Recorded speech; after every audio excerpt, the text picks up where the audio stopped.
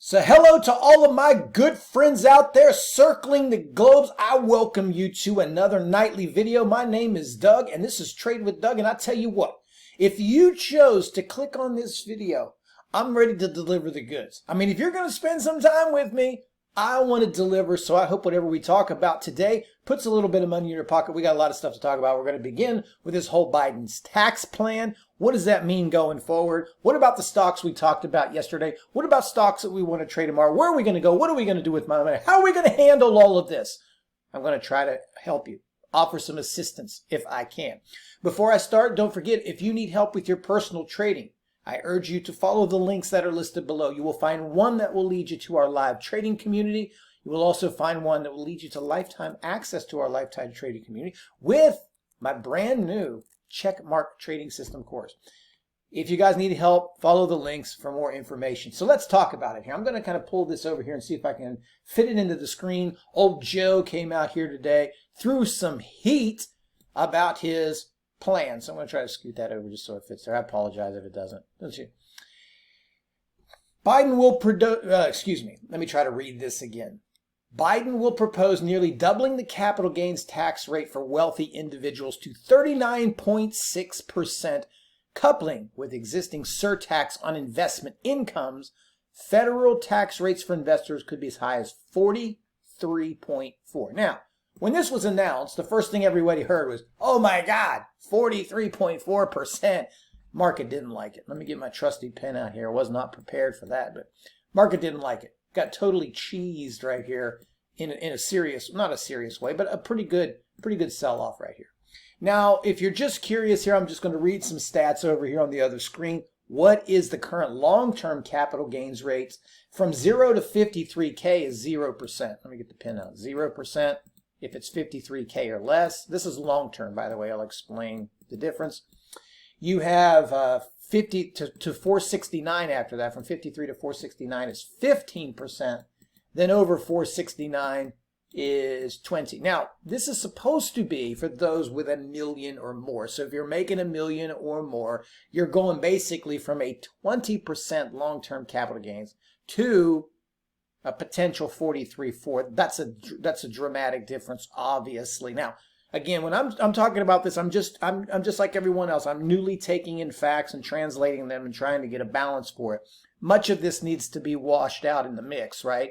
Some of these things that I'm speaking may be a little bit shoddy along the way and a tiny bit, let's say incorrect, because maybe some of the information I'm getting is not correct. It's very early in infancy here. But let's talk about this. So, of course, the market's not going to like that. That's, 20-some% more taxes. Now, short-term capital gains are taxed according to your regular income. So off the top of my head, I think you're talking about 35 to 40% anyway that you're paying if you're up into that range. But this comes with what you can write off, what you can't write off. Again, it's a very complicated process when it comes to taxes, and I'm not a tax professional.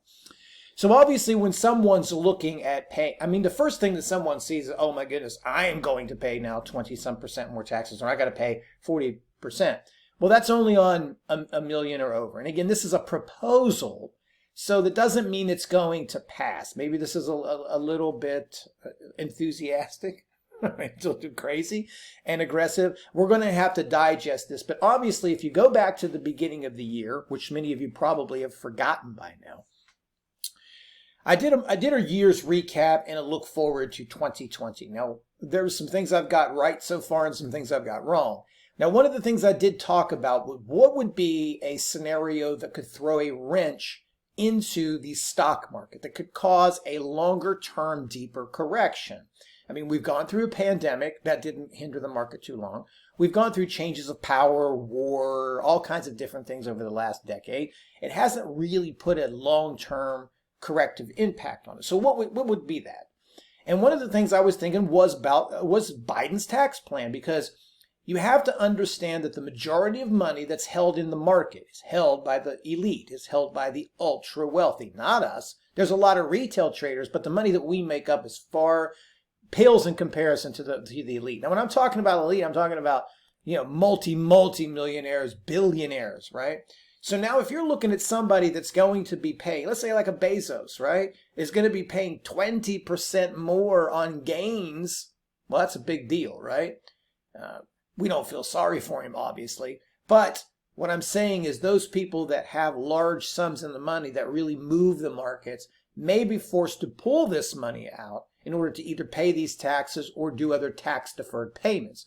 So when you're looking at anybody that's making a significant amount of money, where can you put your money to let it grow, get more than inflation, and pay as less tax as possible? So, the market had a lot of advantages. There was money that was being given to buy back stocks for corporations. So maybe something like a tax plan here, again, we're just not scratching the surface with this, could lead to a deeper, stronger market correction. Only time will tell. That's substantial. Now, for most people, this isn't going to matter at all, but it could to some degree, because even if you're making 53K before was zero, so I don't know. It doesn't say anything right now how that plan affects those under 1 million. So the way it reads now, what I've read now, which could be different by the time you actually watch this video, is that this doesn't bother anybody under 1 mil. So if you're not banking 1 mil in gains every year, then this has nothing to do with you.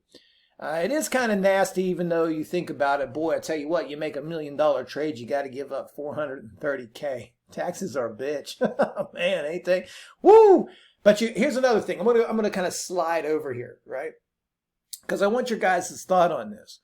Because maybe this becomes an investment into the future. You got to think now. I'm just taking a side course here. Excuse me. I'm sorry. Entertainment value only. You got to start thinking here that with coronavirus making work at home a viable opportunity, a viable job, because before it wasn't considered cool to work at home. But now pajama working of all sorts is good. Now this makes businesses being able to recruit worldwide.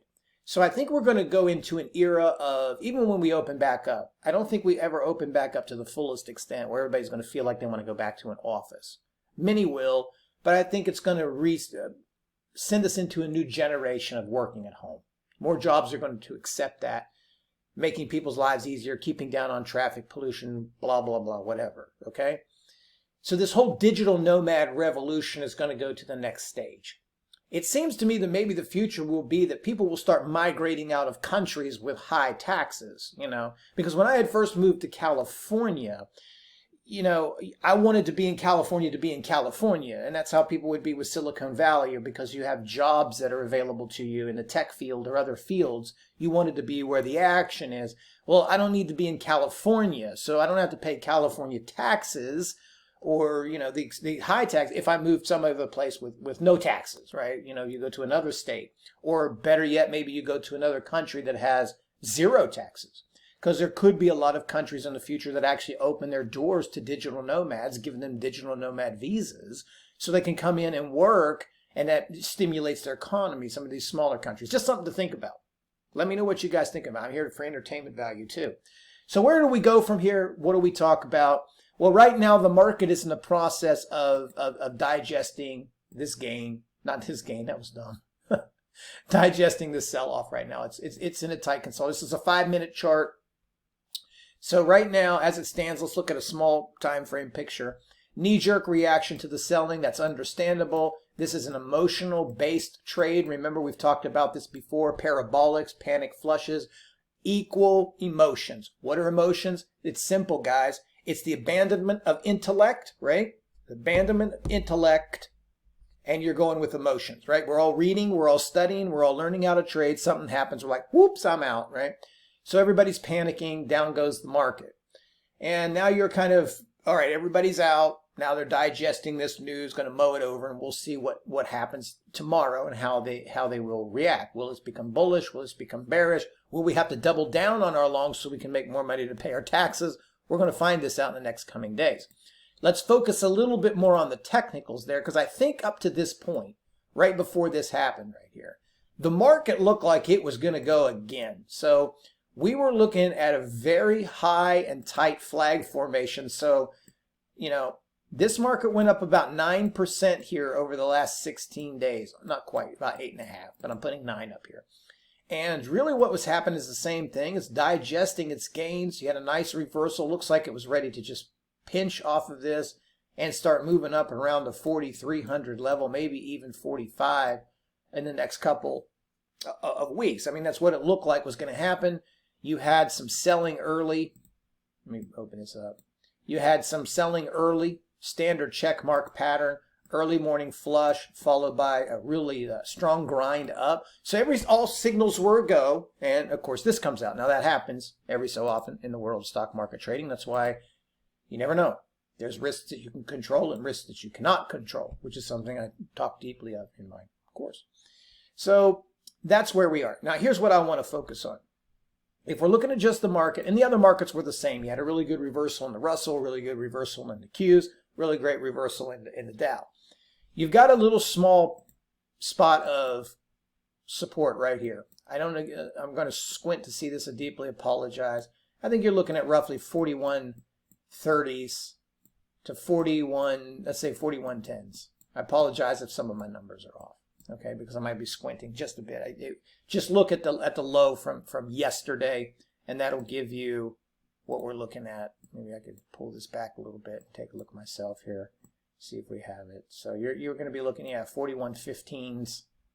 41.15 would be the number. So if that goes, then I would expect that, you know, if this goes, then you're probably going to get a little move that starts working you maybe a little bit closer towards 4,000. All right. There's other support areas on the way down. You'll just have to stagger and see what happens here. If this holds up and moves higher, this is the Teflon market, man. I tell you what, you would have to be hard pressed to think anything in the world could stop this right now. And maybe that's what it becomes to, because maybe you look across the board after people think about this. Yes, the taxes are high, but where can you put your money? Do we put in Bitcoins? Do we hide it? What do we do? What do you do? I don't know. So watch those levels, because in the end of the day, price matters. If people are willing to shrug off of this news and buy up the market, then it's bullish. If it starts taking out some recent support levels, then maybe we see something aggressive. Now, do I think it's something that begins a long-term, disastrous, apocalyptic crash? I don't think so. But only time will tell. Just let it play out and respect your levels and go from there. Now, if we move to the stocks we talked about yesterday, I hope some of you guys are following this, because I don't hear much from you. What did I bring up? I brought up Lulu Beauty. Look at this. Beautiful breakout here on Lulu. Really, really nice. Right into the 200-day. That's what I said yesterday. Target was 200-day on that one, so that one was nice. Okta, very, very nice too. This thing is a beast. Broke out here, but, you know, it's getting a little bit of punishment here after this news. So these two worked out pretty good, especially for short-term traders. You got what you wanted. It made the move already early in the morning, so the day was pretty clean from there on out. I like those. Now, going into tomorrow, I think everything really depends on how this market decides to digest this news, and maybe it takes more than one day for that. When you're looking here I'm feeling this way about the market without really taking a dive into here and looking through every single nook and cranny of this market. I feel it's a constant daily piece of rotation where it's a stock picking type of market. You know, maybe one day you're getting a handful of these stocks like Lulu, Tesco, Crowd. They're going higher, while Facebook, Apple, and others move lower. Then the next day it's the other way around. We're going back into that market where, although the market itself is rallying, the individual names are sort of going in a, should I say, haphazardly direction. Maybe that's not even the right word. It's like like you're just taking a bunch of tickers and throwing them.